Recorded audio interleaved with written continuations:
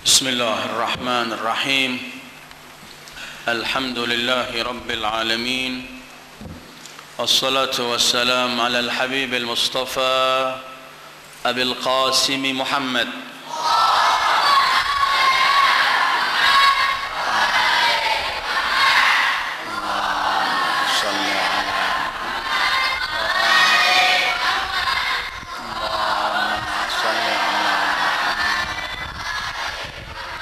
وآله الطيبين الطاهرين ولا حول ولا قوة إلا بالله العلي العظيم.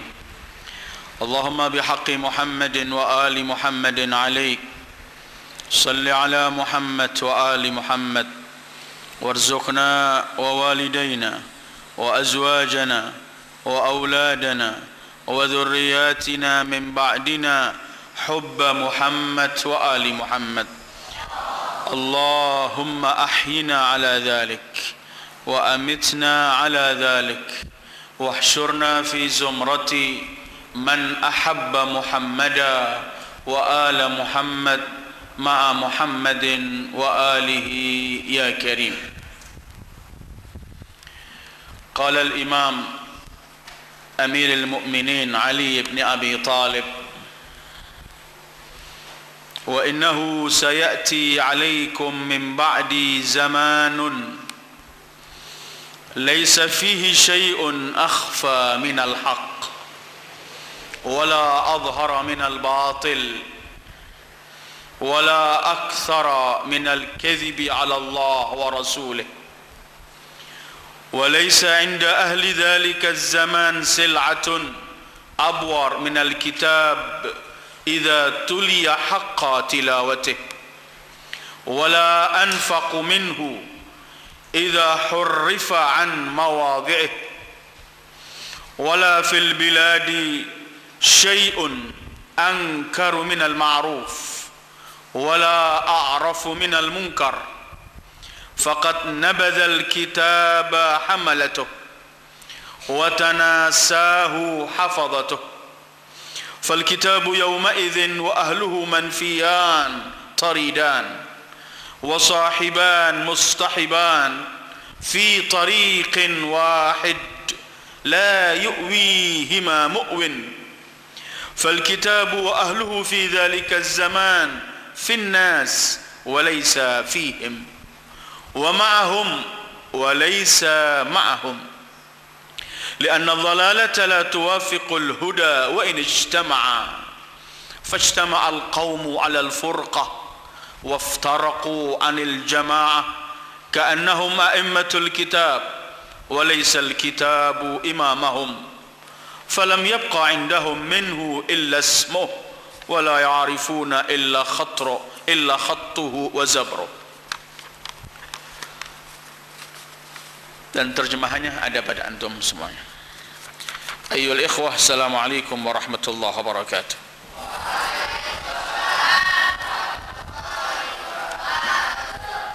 Malam ini adalah kajian kita kedua yang akan kita masuk insyaallah ke pintu kota ilmu Rasul Al-Imam Ali bin Abi Talib. Cuman ada satu yang harus saya sampaikan untuk meralat minggu yang lalu. Ada satu ayat Al-Quran yang berkaitan dengan Injil. Ketika saya membicarakan perbandingan kitab Al-Quran dengan Taurat dan Injil dalam Al-Quran,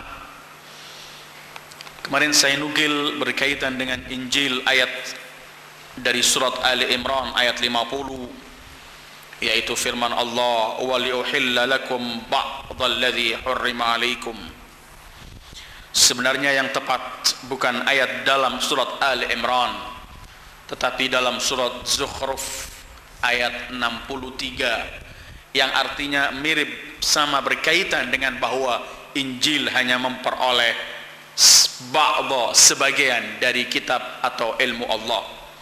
Adapun ayat yang tepat dalam Zukhruf 63 yaitu firman Allah, A'udzu billahi minasy syaithanir rajim, walamma jaa'a Isa bil bayyinat qala qad ji'tukum bil hikmati wa liubayyana lakum ba'dalladzi takhtalifun fattaqullaha wa ati'un.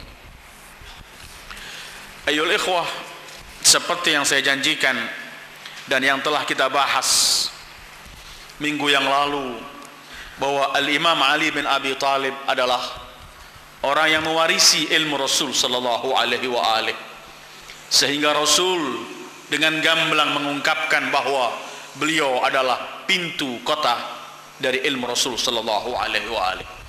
Apabila Rasul merupakan kota ilmu, maka pintu kota itu adalah Ali bin Abi Thalib, sebagaimana sabda Rasul sallallahu alaihi wa alihi, ana madinatul ilmi wa aliyun babuha. Sementara Al-Quran mengajari kita, kalau ingin masuk rumah, pintu, fa'tul buyuta min abwabiha, masuklah pintu, masuklah rumah melewati pintunya. InsyaAllah kajian kita ialah kajian berkaitan dengan Nahjul Balaghah yang dikumpulkan oleh Syarif Radhi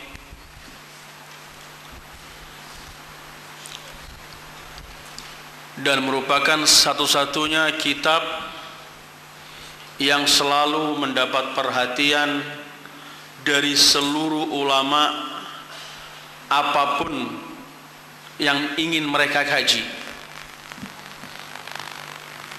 Bahkan di Libanon, penganalis di TV-TV ketika mereka membicarakan mengenai politik saat ini, atau membicarakan mengenai keadaan-keadaan yang terjadi masa kini dari Muslim dan Kristennya, mereka selalu mengutip Nahjul Balaghah. Sekali lagi, Nahjul Balaghah yang dikumpulkan oleh Syarif Radhi Muhammad ibn al-Husain bin Musa bin Muhammad bin Musa bin Ibrahim bin Musa al-Kadhim,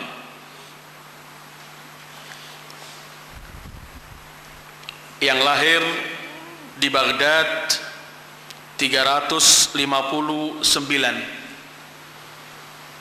wafat tanggal 6 Muharram 406.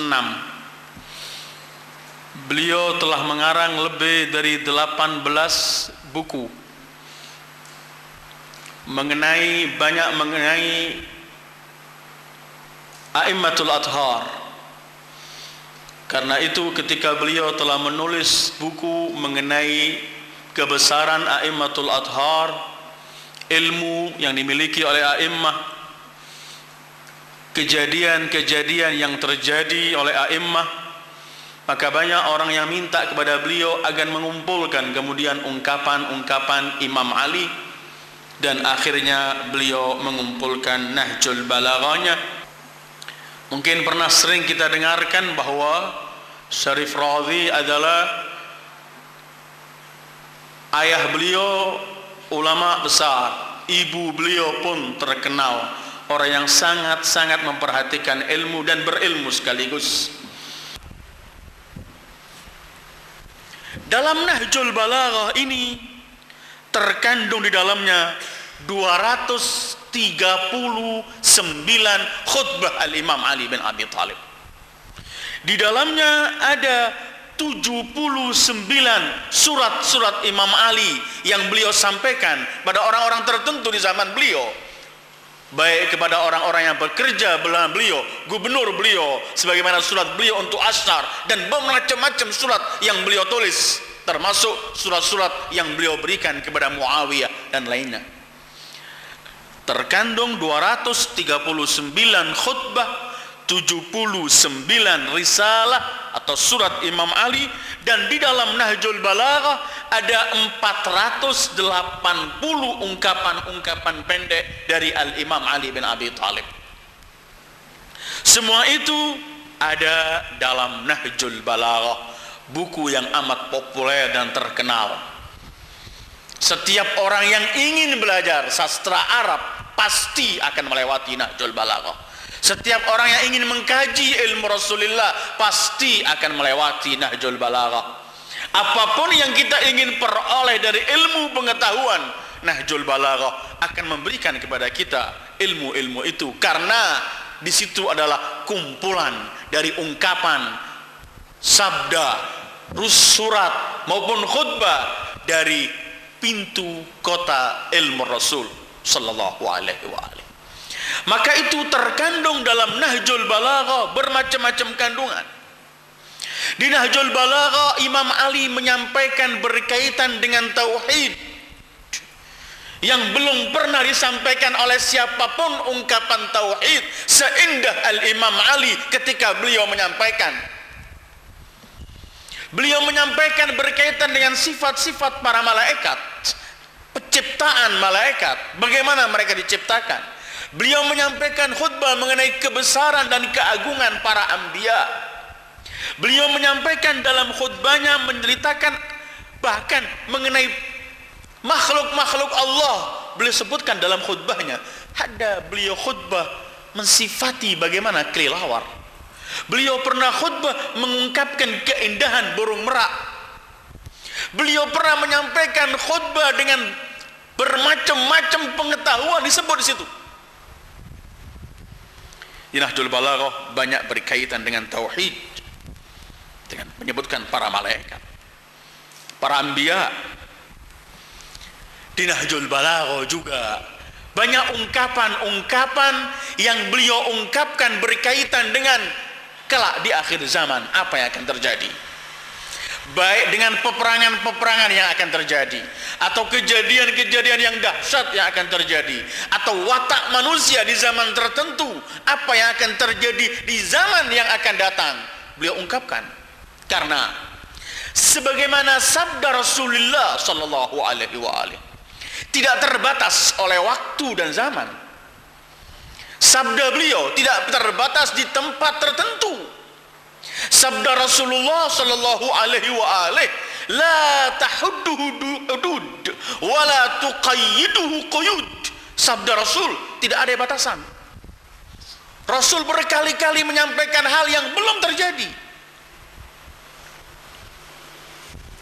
Pernahkah Rasul melihat Ammar bin Yasir? Spontan beliau berkata, Ammar, taqtulukal fi'atul baghiyah. Ammar, terakhir yang kamu minum di dunia ini sebelum wafatmu susu. Dan hal semacam ini beliau ungkapkan. Beliau telah mengungkapkan apa yang terjadi pada Imam Ali, pada Zahra, apa yang terjadi di Karbala pada Husain, Abi Abdillah alaihissalam. Semua itu, ini sabda Rasulullah. Kemudian yang mewarisi sabda Rasulullah, ungkapannya pun la tahudduhu hudud wala tuqayyiduhu quyud. Beliau mengungkapkan apa yang akan terjadi kelak karena beliau telah diberitahu oleh Rasulullah sallallahu alaihi wasallam.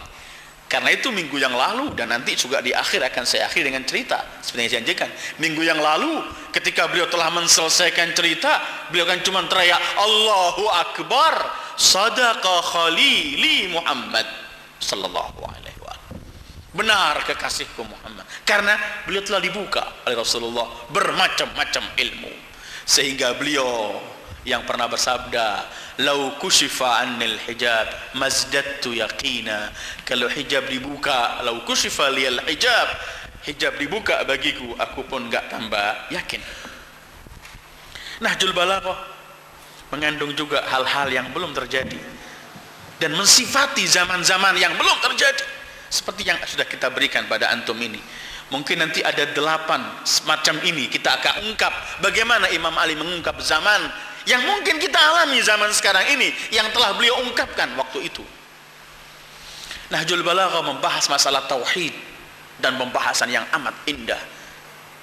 Antum saya anjurkan membaca khutbah pertama Nahjul Balaghah berkaitan dengan tauhid. Walaupun itu begitu sulit, tapi itulah ketika beliau menjelaskan mengenai kebesaran Allah dan hakikatut tauhid,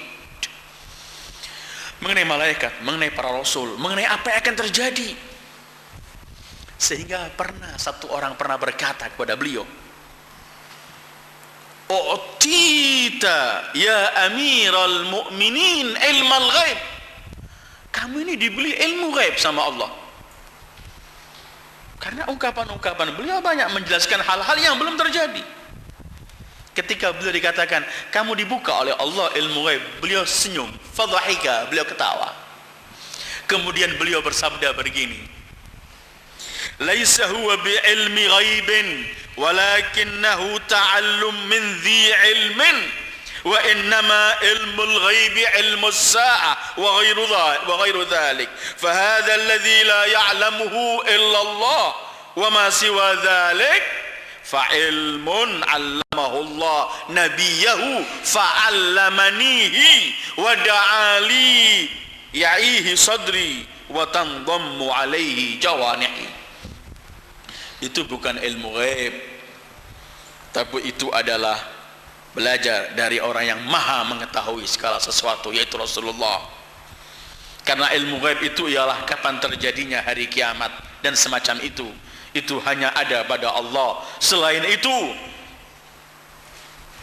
Allah telah ajarkan seluruh ghaib ini kepada nabinya, dan nabi mengajarkan kepadaku. Nggak cukup Rasul mengajarkan, tapi Rasul mendoakan aku agar aku mampu menghafalnya dan terus ilmu ini bersamaku. Nggak pernah bisa. Nahjul Balaghah juga mengandung hal-hal semacam itu. Bukan cuma berkaitan dengan ilmu ghaib, ayyuhal ikhwah, berkaitan dengan apa yang akan terjadi, apa sifat-sifat zaman tertentu, tetapi berkaitan dengan ilmu teknologi yang belum diketemukan ilmu itu kecuali mungkin hanya di abad 20. Itu beliau telah ungkapkan di saat-saat semacam itu. Silahkan Anda baca buku Al-Imam Ali Muntahal Kamal Basyari karangan Said Abbas Musawi. Anda akan ditemukan bermacam-macam ilmu pengetahuan yang telah diungkapkan oleh beliau, kuncinya baru diketemukan di abad 20 oleh sains dan teknologi.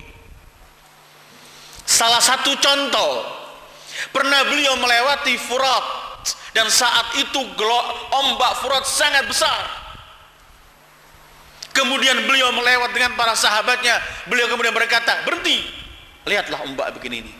Kemudian beliau menuding pada ombak dan air itu. Beliau berkata, "Lau syi'tu lastakhrajtu min hadza nara." Kalau aku mau, akan kukeluarkan dari air dan ombak ini api.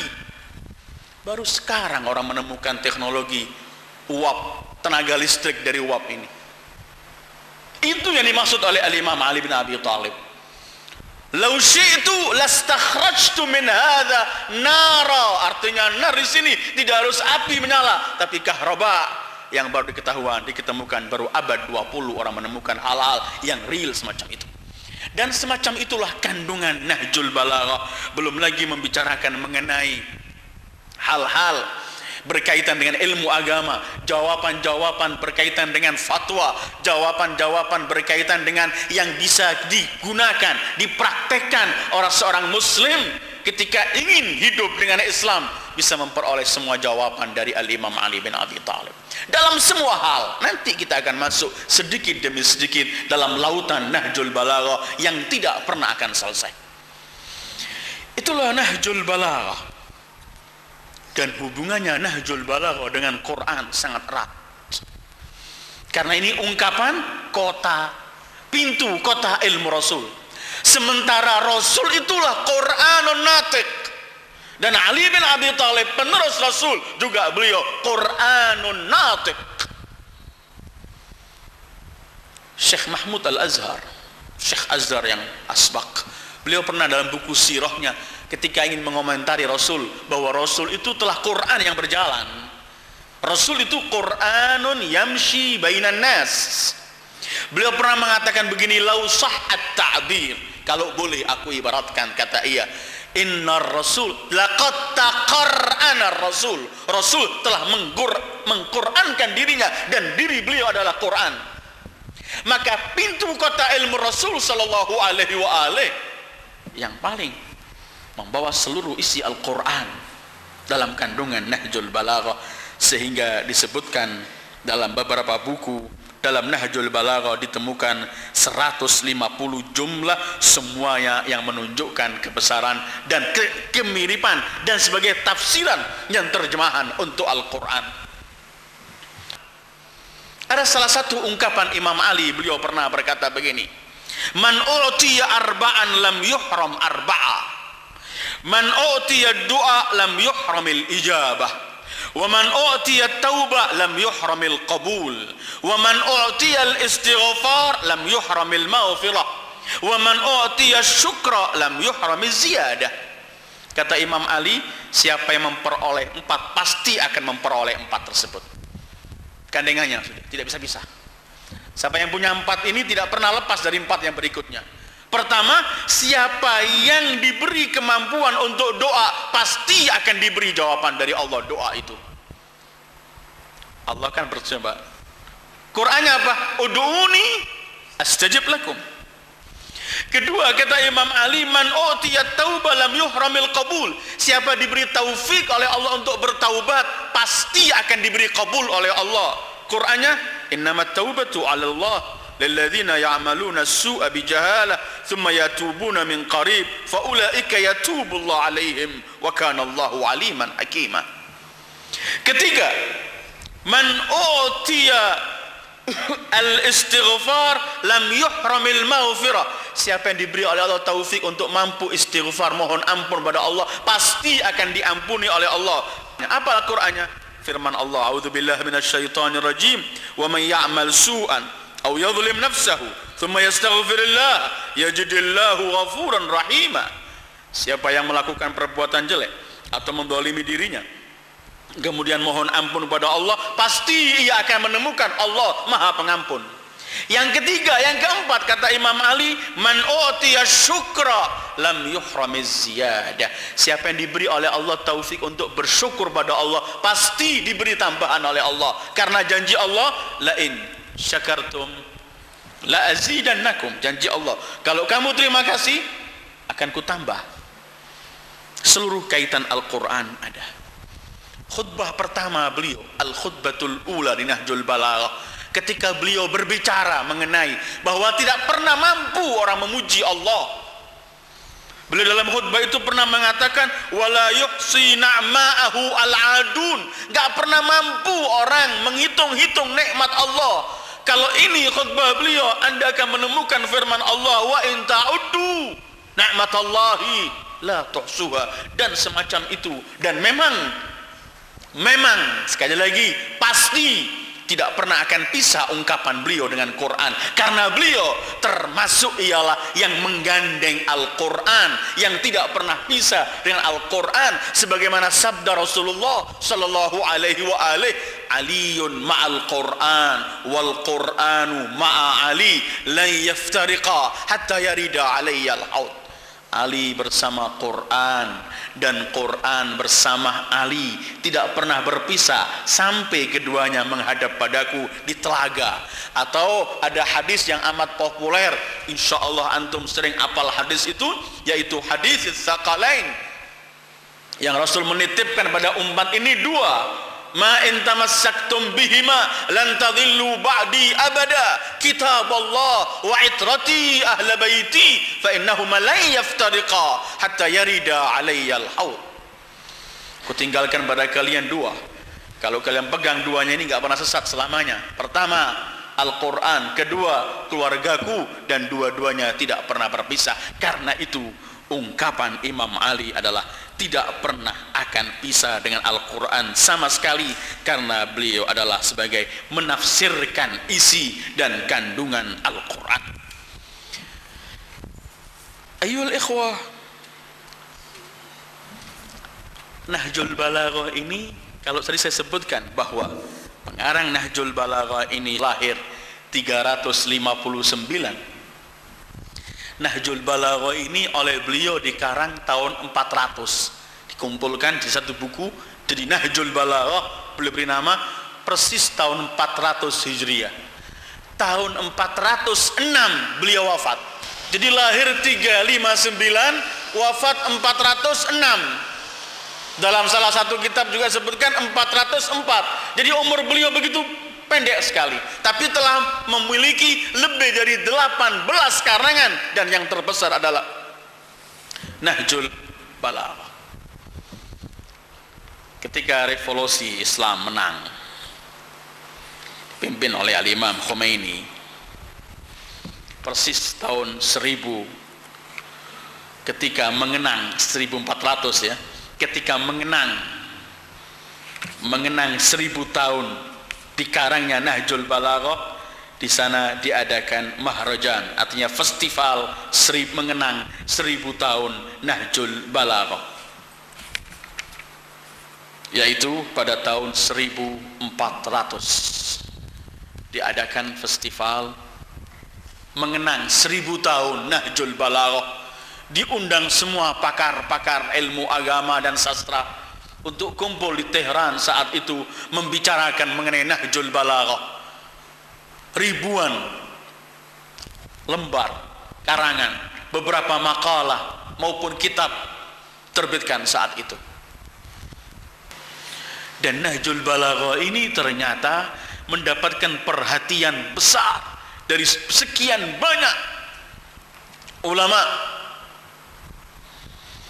dari kaum sunnah maupun syiah.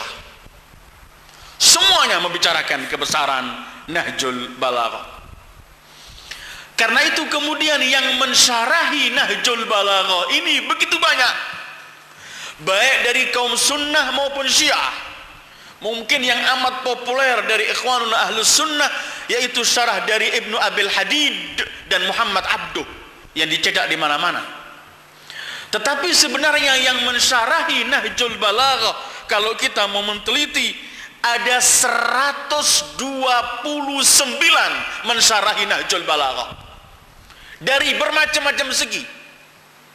Ada yang tebal-tebal kitabnya, ada yang agak tipis, tapi lebih 129 yang sempat ditulis oleh salah satu pengarang ketika menulis mengenai maharajan atau festival 1000 tahunnya bahasa Arab. Tapi sebenarnya lebih dari itu, dan diterjemahkan dalam sekian banyak bahasa, termasuk alhamdulillah dalam bahasa Indonesia kita ada terjemahan Nahjul Balaghah, ada terjemahan seluruh Nahjul Balaghah, ada terjemahan kutipan Nahjul Balaghah, ada terjemahan sebagian ungkapan-ungkapan pendek Nahjul Balaghah, ada diambil dalam salah satu segi. Yang penting Nahjul Balaghah memperoleh sekian banyak perhatian dari kaum muslimin sunnatan wa syiah. Semuanya banyak mensyarahi Nahjul Balaghah.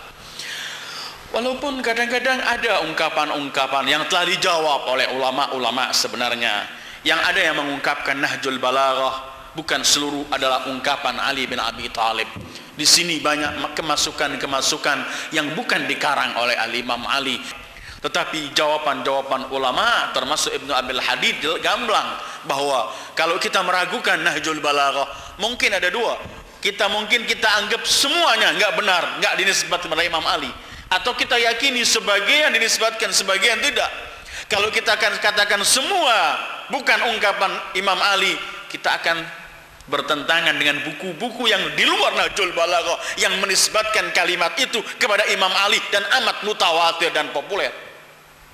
Kemudian kalau kita katakan sebagian orang yang tahu bahasa, yang mengenal sastra, apalagi bahasa Ali bin Abi Thalib, akan nampak perbandingan antara bahasa asli beliau dengan dakhilah yang bukan dari bahasa beliau. Sementara Nahjul Balaghah menumpahkan adalah puncak dari semua bahasa, sehingga julukan Nahjul Balaghah diberikan ialah duna kalamil khaliq wa fawqa kalamil makhluk.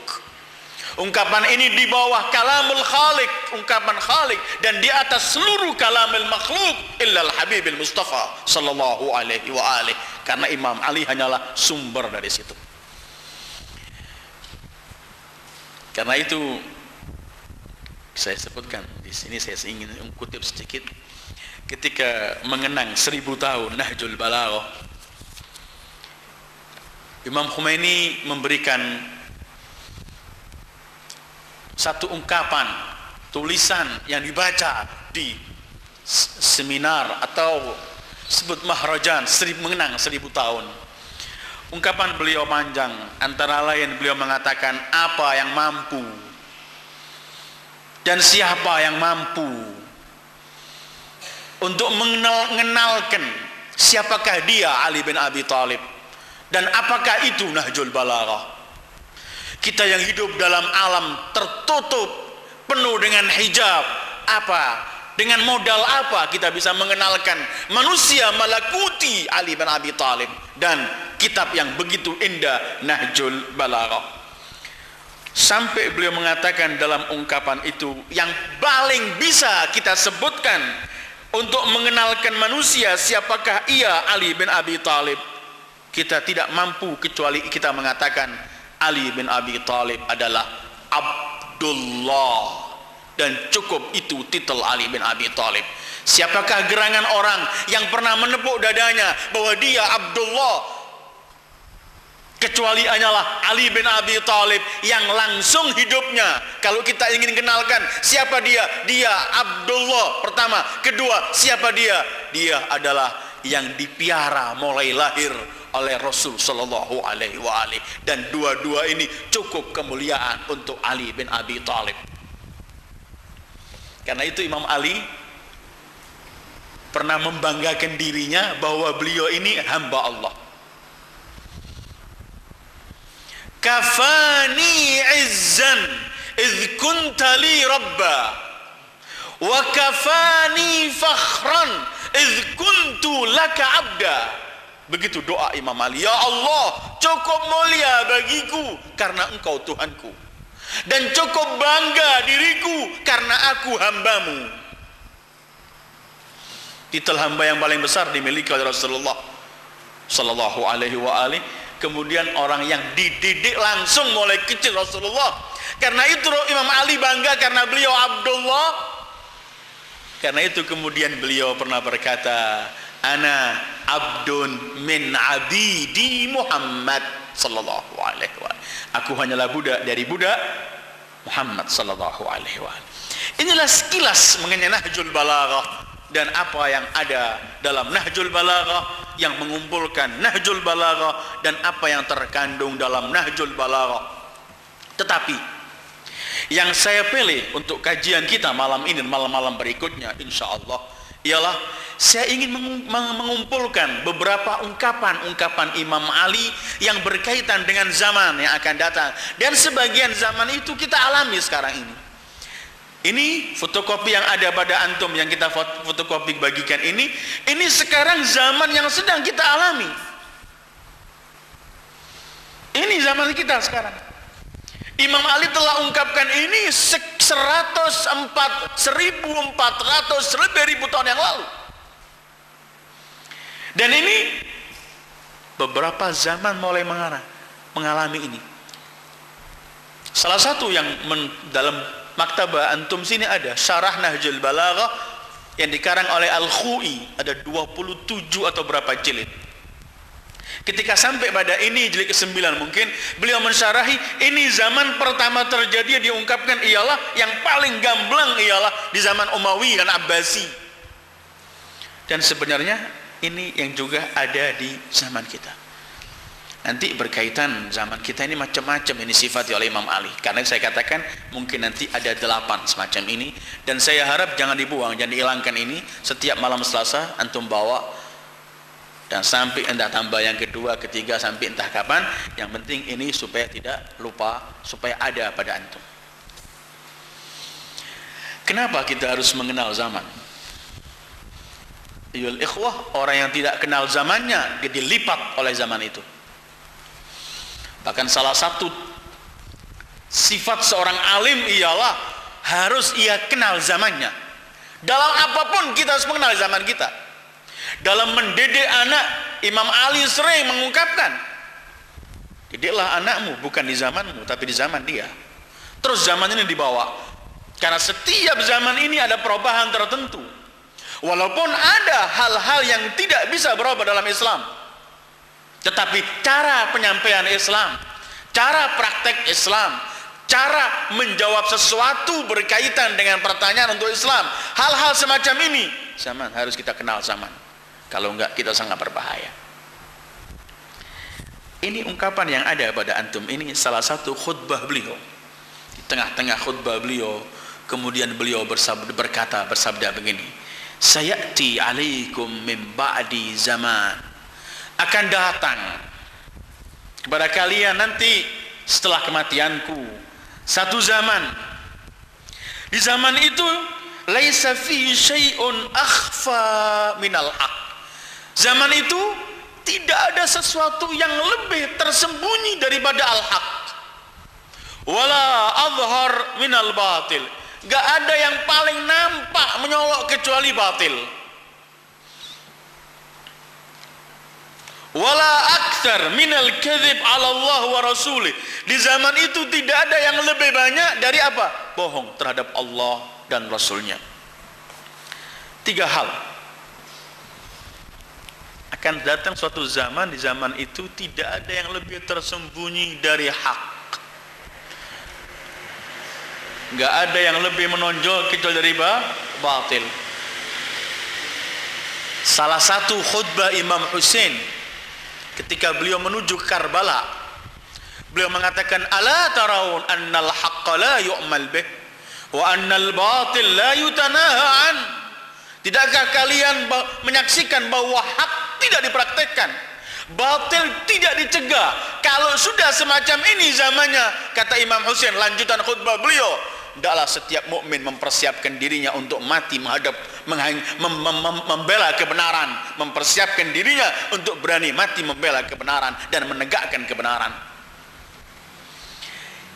Zaman yang tidak ada yang paling sembunyi daripada hak. Ayyuhal ikhwah, kita sekarang hidup di zaman ini. Ya Allah, hak ini disembunyikan karena nggak menguntungkan. Sementara banyak manusia di zaman ini melakukan sesuatu yang hanya membawa keuntungan pribadinya. Ketika bertabrakan dengan keuntungannya, dia akan campakkan kebenaran itu. Sekarang orang yang mengungkapkan kalimat hak akan ditertawakan, bahkan akan dikejar, akan dimusuhi. Orang yang mengajak orang kepada kebatilan akan banyak pengikutnya dan akan disanjung oleh orang. Tidak ada yang lebih sembunyi dari hak, kata Imam Ali. Akan datang suatu zaman, dan terus bergulir zaman itu. Sampai hari ini kita hidup di zaman tidak ada yang lebih sembunyi dari hak. Sampai kalau ada orang mempraktekkan hak, sebenarnya orang mengatakan, kesian ya, ini nggak pernah bahagia hidupnya, terkekang oleh hak. Seakan-akan sesuatu yang aneh, yang asing, yang memberatkan dirinya. Padahal hak ini semestinya harus gamblang. Tetapi hak itu ditutup-tutupi oleh orang-orang tertentu. Karena kalau hak itu muncul, mereka tidak akan langgeng untuk memperoleh apa yang mereka inginkan dalam kehidupan mereka ini. Karena itu mereka usaha untuk menyimpang siurkan hak, untuk menyembunyi hak, untuk mengubur hak kalau mereka mampu, walaupun al-haqqu ya'lu wala yu'la alaih. Pada akhirnya tetap wala aqibatu lil muttaqin, bahwa hak tetap akan nampak gamblang di atas segalanya. Tetapi perjalanan hak, orang yang melaktekkan hak dalam waktu yang tempat yang lain, Imam Ali pernah bersabda, al-haqqu wadihun ablaj wal batilu laj-laj. Hak itu ialah sesuatu yang gamblang, jelas. Kalau batil, laj-laj, zigzag, samar. Tetapi ketika di masyarakat yang dipraktekkan batil, atau hak disamarkan, atau hak dicampur adukkan, maka orang tidak menemukan hak. Ya Allah, di tempat-tempat tertentu sekarang zaman kita ini, kalau ada pedagang jujur, orang tertawa sama dia. Kenapa? Kalau ada orang kerja di kantor gak mau menerima suap, diketawakan. Karena apa? Seperti sesuatu yang langka ini. Padahal justru inilah hak. Kalau ada orang mempraktekkan hak, orang mengajak kepada hak, orang akan musuhi dia. Tapi la syai' akhfa minal haq. Yang nampak apa? Wala azhar minal batil. Wah, kalau batil di mana-mana ada. Sebenarnya ayyuhal ikhwah, batil itu tidak kuat. Batil itu tidak mampu menjawab semua masalah kita. Batil itu sebenarnya hina. Hak itu yang kokoh. Hak itu yang mampu menyelesaikan semua urusan kita. Hak itu yang membawa kebahagiaan kita di dunia sebelum akhirat. Tetapi oranglah yang menyembunyikan hak, bukan hak yang tersembunyi. Oranglah yang mengangkat-ngangkat kebatilan ketika batil muncul, bukan karena batil kokoh, tetapi yang memiliki hak gak pernah menampilkan haknya. Kalau sama-sama yang sana silakan mengajak kepada batil, tapi kita mengajak kepada hak, pasti hak akan lebih tampil ke depan. Tukang-tukang sihir Fir'aun bertahun-tahun bangga dengan kedudukannya, menikmati kejayaan sihirnya. Bukan karena tukang-tukang sihir itu pandai, bukan karena sihir itu mampu melakukan segala sesuatu, tetapi masalahnya tongkat Musa belum keluar. Ketika tongkat Musa keluar, batallah semua sihir, binasalah semua sihir. Dan itulah, kalau hak datang, zahaqal batil, innal batila kana zahuqa. Allah kalau memperumpamakan hak sama batil itu ialah perumpamaan hak itu bagaikan pohon yang besar, akarnya menjulang ke dalam bumi, sementara pohon ini tinggi dan dahannya begitu banyak, memberikan buahnya setiap saat, sementara batil itu bagaikan pohon yang tidak punya akar. Antum bisa bayangkan pohon gak berakar, gak berubah, ada angin dahsyat, antum tiup jatuh pohon itu karena gak memiliki kekuatan, dan itulah batil. Silahkan baca surat Ibrahim, masalu kalimatin thayyibah kasyajaratin thayyibah ila akhir ayat, perumpamaan hak dan batil. Tetapi masalah zaman rusak meninggalkan hak, menampakkan batil, sebenarnya ini Imam Ali ingin menunjukkan bahwa orang yang hidup di zaman itu tidak lagi mengangkat kebenaran, gak lagi mempraktekkan hak, gak lagi menegakkan hak, maka yang tegak adalah kebatilan. Sekali lagi, jangan zaman yang disalahkan, orangnya.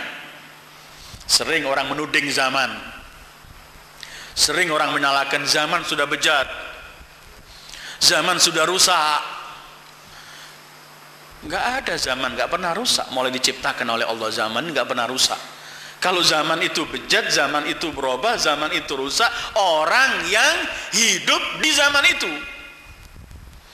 Abu Talib, ayah Imam Ali, Abu Talib, beliau pernah mengungkapkan bait syair, beliau berkata, na'ibu zamanana wal aibu fina wa ma li zamanina aibun siwana, abadhibu an ya'kula lahma akhihi wa ya'kulu ba'duna ba'dan ayana.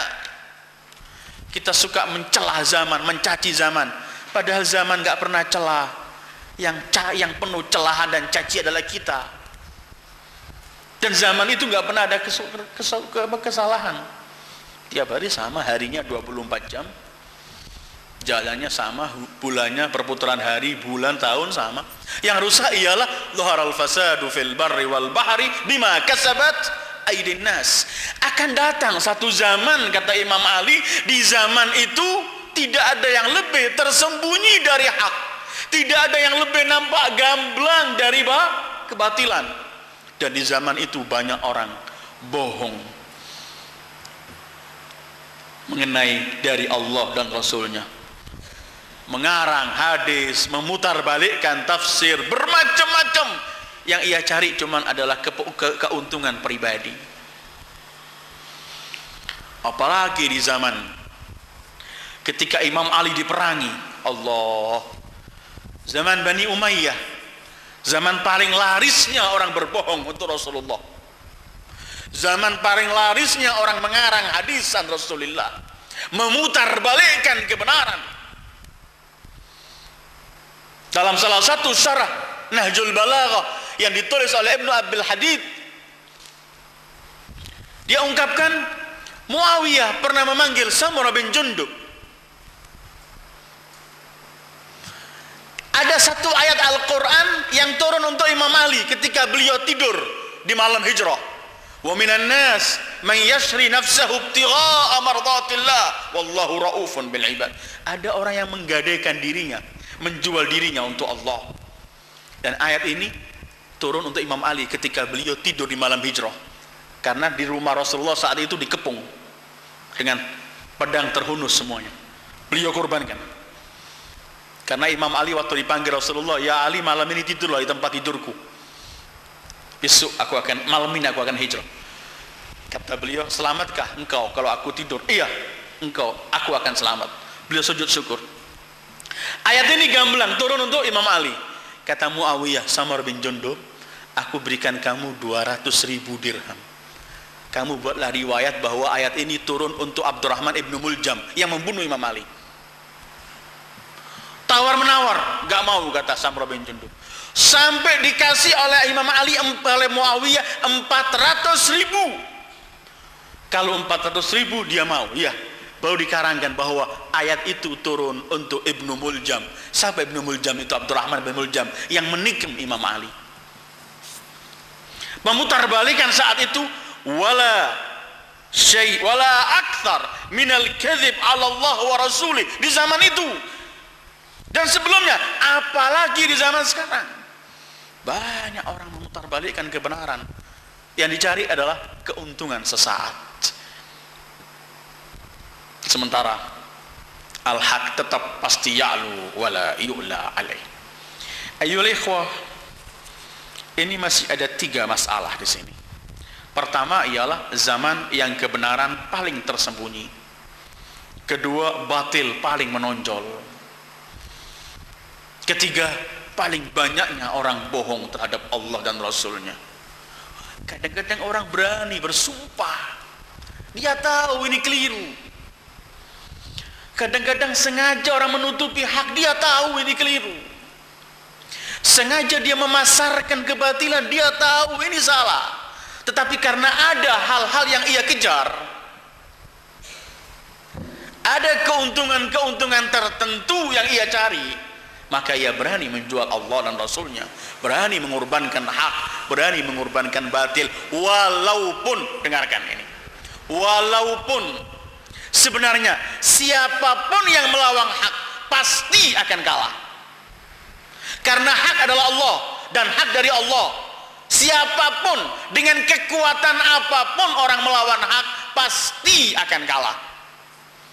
Yuridun liyutfi'u nurallah biafwahihim wallahu mutimmu nurih walau karihal musyrikun. Mereka ingin memadamkan cahaya Allah. Cuman istilah Al-Quran indah sekali. Allah ingin mengejek mereka. Mereka ingin memadamkan cahaya Allah dengan apa?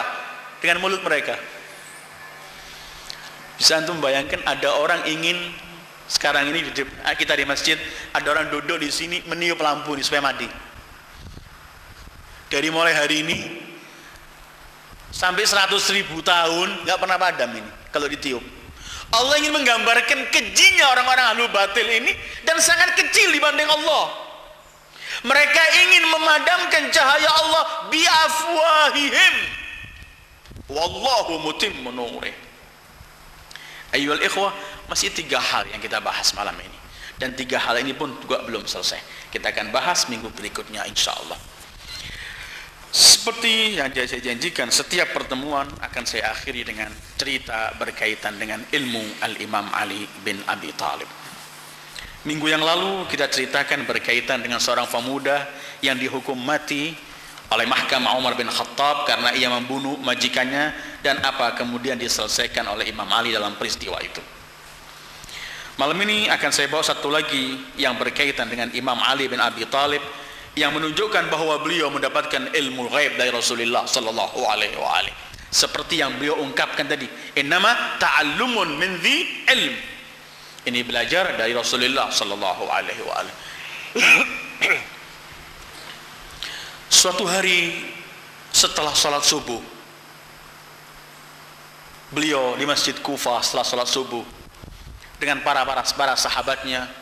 Setelah sholat subuh selesai persis, beliau menoleh ke belakang, berkata kepada orang-orang yang biasa menjaga kota, Hurrasul Madinah namanya. Beliau berkata, kalian cepat-cepat sekarang pergilah ke tempat Sebutkan nama tempat itu. Dari tempat itu kalian belok ke kanan, ke kiri, terus kalian akan menemukan musolah kecil. Di depan musolah itu ada suami istri kemanten baru yang semalam suntuk mereka berkelahi. Datangkan mereka berdua ke tempat ini setelah sholat subuh ya. Yang diperintahkan merasa heran, ini urusannya semalam orang berkelahi suami istri, yang tahu Imam Ali dan Abi Thalib beliau ungkapkan. Tapi mereka sudah sekian banyak menyaksikan hal-hal yang begitu dahsyat dari Al-Imam Ali bin Abi Thalib. Mereka pergi sesuai yang diarahkan oleh Imam Ali, sampai menemukan musola itu, dan persis di depan musola itu ada rumah. Mereka ketuk, keluarlah seorang dan wanita. Mereka berkata, kalian benarlah kalian pengantin baru dan semalam kalian hanya kelahi. Sekarang kalian dipanggil oleh Amirul Mukminin Ali bin Abi Thalib. Teriak mereka berdua ketakutan. Dibawa kepada Imam Ali bin Abi Thalib. Imam Ali berkata, benar semalam kalian hanya kelahi? Kata mereka berdua, iya.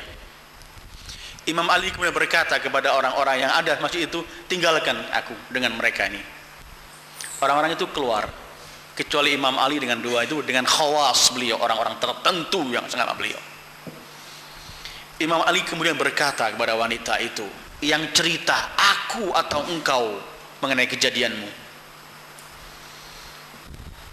Kata wanita itu, apa wahai Amirul Mukminin? Kata Imam Ali, aku atau engkau yang cerita? Wanita itu teriak, engkau apa sebenarnya? Dengarkan. Engkau pernah bertunangan dengan sepupumu. Engkau sangat mencintai sepupumu dan sepupumu pun mencintai kamu. Benar. Wanita itu teriak histeris, benar ya Amirul Mukminin, dan gak ada yang tahu. Apakah engkau tahu gaib? Tidak, kata Amirul Mukminin. Dengarkan. Pada suatu saat keluarga lelaki ini datang kepada keluargamu, ayah ibumu, untuk meminang kamu, dan ditolak. Benarkah? Benar. Bagaimana engkau tahu ya Amirul Mukminin? Diam, kata Imam Ali. Suatu hari karena kamu telah mencintai laki itu, suatu hari kamu keluar mengambil air dan kamu bertemu dengan lelaki sepupumu itu di tempat ini, disebutkan oleh Imam Ali. Benar ya Imam. Dan kemudian kamu diganggu oleh syaitan sampai melakukan perbuatan yang dilarang oleh Allah. Benar ya Amirul Mukminin, nangis histeris wanita ini. Gak ada yang tahu kecuali ibuku. Kenapa kau tahu? Diam, kata Imam Ali. Kemudian kamu hamil dari hasil yang gelap itu. Benar ya Amirul Mukminin, kamu disembunyikan oleh ibumu. Kemudian di hari kamu harus melahirkan janinmu dari hasil yang haram. Kamu pergi ke suatu tempat yang jauh, di sana kamu melahirkan. Ketika bayi itu baru lahir, kamu diperintahkan oleh ibumu untuk mencampakkan di tepi sungai. Dan kamu menangis meninggalkan bayi itu menangis sendiri, baru lahir. Ketika kamu menoleh belakang, melihat bayi itu didekati oleh anjing, dan kemudian anjing itu menggoserkan kukunya ke kepala anak itu, dan kamu melihat darah mengalir. Itu wanita teriak histeris, anta ta'lamul ghaib ya Ali. Dia nangis wanita itu, wallahi yang tahu cuman aku sama ibuku, bagaimana engkau tahu ya Ali? Masihkah engkau ingat ketika engkau menyaksikan ketika anjing itu melukai? Iya. Imam Ali manggil anak laki yang suaminya. Lihatlah, inilah yang luka dulu. Dan ini anak dari hasil kamu gelap itu. Karena itu ketika kamu dikawinkan dengan ini, tidak pernah kamu akan bisa akor. Pasti akan kelahi selamanya. Langsung cuman beliau berkata, Allahu Akbar, sadaqa khalili Muhammad sallallahu alaihi wa alihi. Karena ini ternyata anaknya yang dari hasil yang dilarang oleh Allah, dan tidak pernah akan bisa akor karena itu dengan ibu kandungnya. Imam Ali ketika dikatakan kamu tahu gaib, beliau cuman ketawa. Tapi kemudian beliau mengatakan, bukan itu gaib, tapi ini adalah ilmu yang diajarkan Rasul kepadaku. Kemudian Rasul mendoakan agar aku selalu hafal, dan agar selalu ilmu ini gak bisa denganku.